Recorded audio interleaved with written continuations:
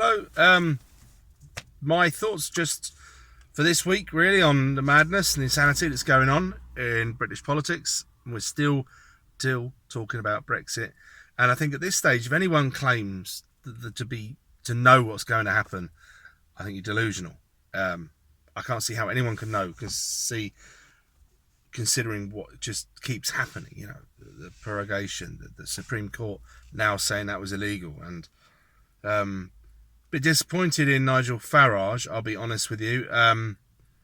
This whole video is going to link around one topic, and that's narcissism. And that guy, I think he might be the most narcissistic of all of them now. And I've spoken before. I did a video a while ago saying I thought he was a double agent because it felt like he was actually trying to keep us in the EU for his actions. I don't know. Anyway, so yeah, what I don't like about what he said, he said that Boris Johnson should resign, offer his resignation. Why? He's done nothing wrong. We all know he's done nothing wrong. I mean, there's plenty of reasons why I don't like Boris Johnson either, but the moment Boris Johnson is doing nothing the best he can to try to get Brexit done. It would appear that way. I still think ongoing after that, I still think he's ready to get in bed with all the multinationals and just, you know, be a particularly dodgy Tory.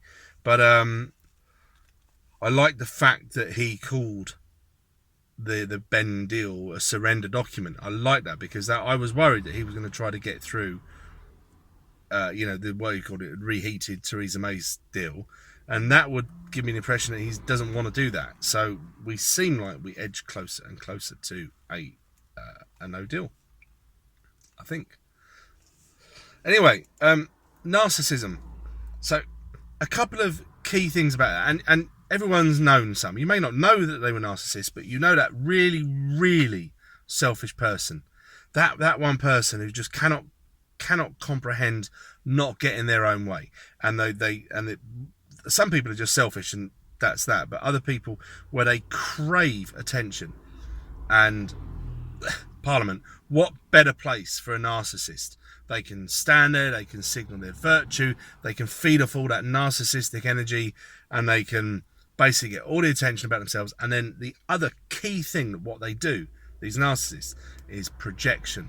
So that's when you really know you're dealing with one. They will project their sins, their crimes, the things that they are guilty of onto others. Speaking of someone who was married to somebody that continually had affairs but continually accused me of doing it, I know what a narcissist is. And I now know when I see one. Trump's a narcissist. But his narcissism might actually be positive for America, because if he ends up being adulated, feeding his narcissism by doing, a good job, then, or I'm all right with that. I'm fine with that. I would be, not I would hold my nose. I wouldn't be one of them. I would just say, okay, you know what, Trump, there's things about you I don't like, but you'll get, you're getting things done. Carry on. Jess Phillips. What a vile narcissist that woman is. Honestly, she's managed to manipulate a whole conversation, a debate, using the death of someone that was her friend, a murder of someone that was her friend, to her advantage, to her political gain. Can you get lower, Jess? Can you get lower? And then project onto Boris Johnson what you were doing, Jess. No. Terrible.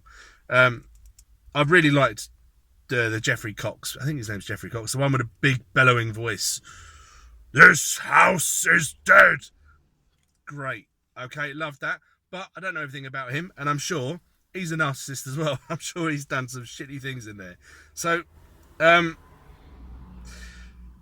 where do we go from here? Like, going on. I think something has to happen after all this, and I think more and more people are waking up. That Supreme Court ruling has, I'm sure of this now, a huge number of people, whether they were Brexiteers or whether they're Remainers, have gone, what? They're now deciding on these laws?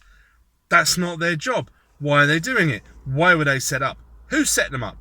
Sounds really old, the Supreme Court, but it was Tony Blair. Why has he done that? And you've got a court that's just sympathetic to the EU. It's outrageous, but I think people are seeing that. Red pills are popping. I really hope so. I really hope. Bloody my dad as well, because I know that's going to really befuddle him, because he was, when I was talking to him about the Tilbrook, about the Robin Tilbrook case. And he said, well, no, 5 judges ruled against it, so clearly it wasn't real. And I'm thinking, I'm pretty sure that was a good case, and it was just, they're just biased. But I couldn't say it because he's just going to go, you're a nutter, and I just don't need that at the moment. I've got enough people in my family thinking I'm a head case. But then this one now might go, but hang on, there's 11 judges. They've done it. They must know that they shouldn't be doing that. Hopefully a little bit of realization. I hope so. What we need to do in the future is we need to start undoing the damage that Tony Blair has done to this country. We need to get rid of that Supreme Court, and we need to bring back the death penalty, but only for treason or high treason. I think it could only be applicable for people in positions of power and influence, like politicians, like judges, like senior civil service, not the everyman on the street, because they could easily misuse the death penalty to shut somebody up they don't like. Tommy Robinson, for instance. So I'm against that, definitely, for that reason. But I think it needs to be brought back for it. We need to have, this is my little dream, we need to have mass trials, find hundreds or thousands of people guilty for it, but give almost all of them clemency, and just let 1 or 2 of them twitch at the end of a rope. And I nominate Mr. Tony Blair as the first one. And I know it sounds dark, but I think this country going forward needs, these people in positions of power need to go, Jesus Christ, remember what happened to Blair? Think again about betraying betraying my country and my people, being a traitor. I've been watching recently some historical programs. There's a channel called Timeline, brilliant stuff, and I've been watching all about the first Brexit, and that relates to David Starkey, who's just one of my new favourite people on the planet.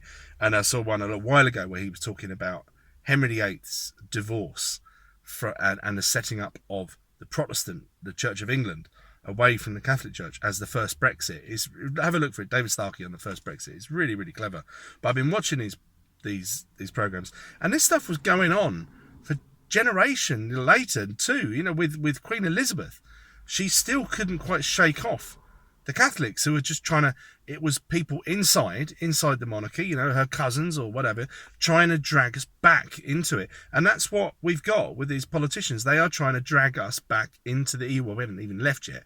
They're trying to prevent us going, and they will continue to try to drag us back in. And that's why it needs to be clearly defined as an act of treason to try to give away your sovereignty to a foreign power.